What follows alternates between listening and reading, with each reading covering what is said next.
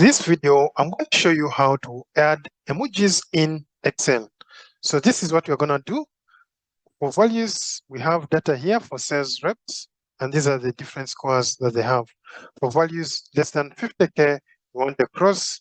More than 50K, we have this thumbs up, and like so. So let's see how we can add all this in our Excel, and it is dynamic in such a way that if I change this one to 56, you can see right here it changes. So let's see how we can achieve that.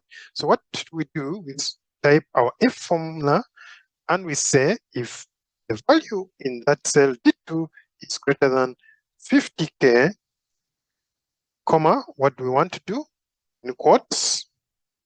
Now hit the Windows dot and then dot key. So what we want is, it brings up this dialog. If it is greater, we want a tick. Come back here, again in quotes. And if it is less, Windows dot key, put a cross.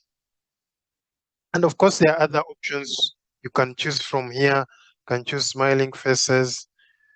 You can even choose cars. You can explore the different options that are there.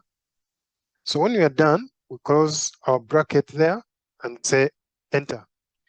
So because this is less than 50K, it returns a cross. And for values more than 50K, it will return a tick.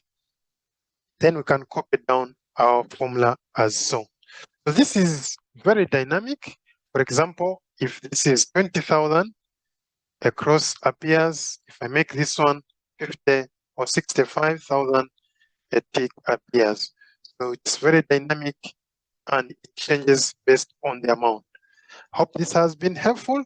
Thank you for watching. If you have not subscribed, please subscribe, and see you in the next video. Have a great day.